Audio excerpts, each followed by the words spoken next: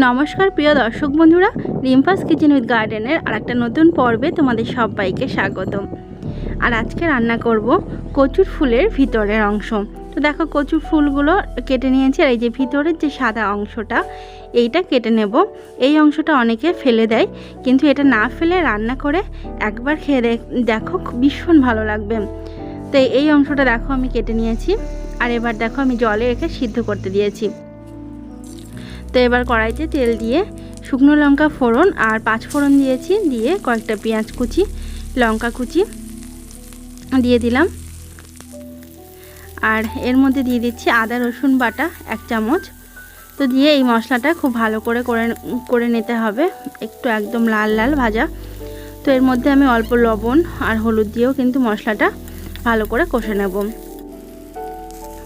তো মশলাটা একদম কষা হয়ে গেলে এর মধ্যে কিন্তু মানে সিদ্ধ করে রাখা এই কচুর এই সাদা অংশগুলো দিয়ে দিলাম, আর লাল গুঁড়ো লঙ্কা দিয়ে দিলাম। তো এটা দিয়ে আরও কিছুক্ষণ কষিয়ে এর মধ্যে জিরের গুঁড়ো দিয়ে ভালোভাবে নেড়ে চেড়ে, আর কয়েকটা চিংড়ি মাছ দিয়েছি আমি এর মধ্যে, কিন্তু খেতে খুব ভালো লাগবে। তো এগুলো দিয়ে আরও কিছুক্ষণ কষা করে নেব একদম মাঝারি আঁচে।